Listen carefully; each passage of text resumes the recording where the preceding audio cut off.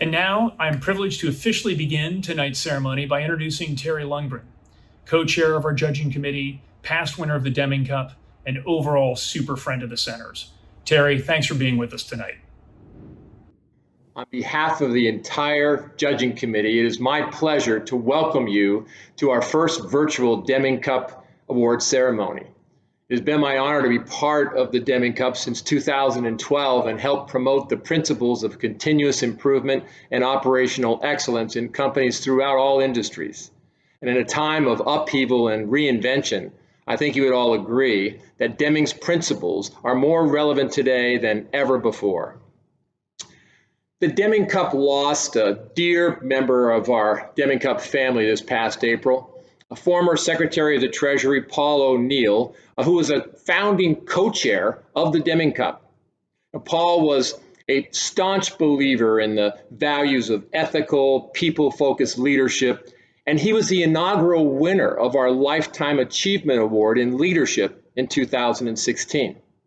In his later years, Paul championed quality and operational excellence in healthcare and had a true passion and generous spirit regarding that subject. So we all believe that we are honored to dedicate the 2020 Deming Cup Award ceremony to Paul's memory and to his amazing legacy.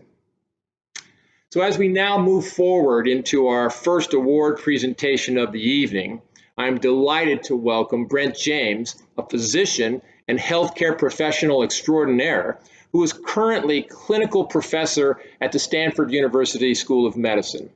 Brent has dedicated his professional practice to furthering quality and operational excellence in his field. He is a winner of the 2011 Deming Cup, along with the late Sergio Marcioni, and a member of our judging committee, and quite frankly, he's just been a great friend of the Deming Center. So please welcome Brent, who will introduce our first 2020 Deming Cup honoree. He was the oldest of 5 children in a poor Irish family. At 15, his father suffered a permanent disability. He took a job at a local factory to help keep food on his family's table. He was an Irish national champion hurler. Hurling is a sport of ancient Irish warriors designed to keep them fit for battle. It involves hardwood clubs and a small hard ball. It's fast, it's furious, and it's nearly always bloody. It makes sports like rugby look relatively genteel. He was the first member of his family to attend college, graduating from University College Cork.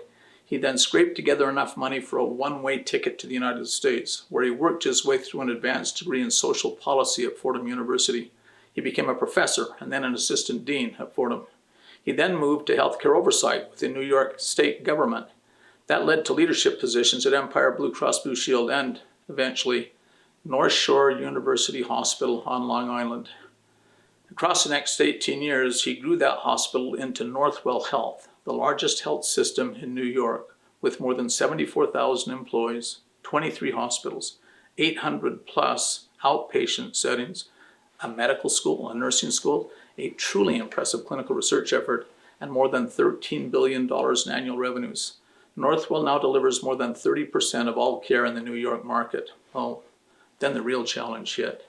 Northwell found itself at ground zero in the largest outbreak of COVID-19 in the United States, where many organizations would have fallen. The Northwell team, not just the executive group, but more importantly, their front line, came together, doubled down, and pushed forward. Northwell emerged from that fiery furnace stronger and better, as measured in the lives of the people it serves. It's a classic profile in leadership. Northwell's CEO has put together an exemplary leadership team. Across Northwell, he's not just respected, but truly beloved.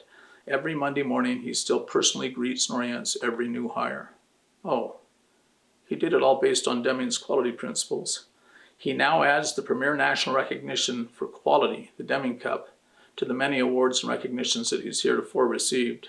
He's the 3rd healthcare professional in the nation to be so honored, and the first social worker to receive a Deming Cup award. I predict that Northwell, under his leadership, will reach even greater heights of quality and excellence in the future. I give you the first winner of the 2020 Deming Cup, Michael J. Dowling. Thank you, Brent, for those kind words. And I also want to say thank you for your extraordinary leadership over all these years in the area of quality and performance improvement. It is with extraordinary gratitude and humility that I accept this very, very, very special award. And I want to say a special thanks to the Columbia School of Business for their unbelievable contributions over all of these years since their founding in 1916. And I also want to take a moment to say a special congratulations to my fellow awardees, Kevin and Craig. Congratulations to you both. Now, the year 2020 has been a unique year, different than most that we've all experienced. It is going to be etched in our memories for a long time. New York was at the epicenter of COVID at the beginning, back in March and April. And we here at Northwell were the epicenter of the epicenter. We saw over 85,000 COVID patients. It tested us. It challenged our character. But we were successful. We saved lives. We improved people's conditions. All done because of the unbelievable, hard, heroic, courageous, and compassionate work by our employees. Healthcare workers, as has been demonstrated, are special people who do special work. And we in healthcare have a special obligation and a special responsibility.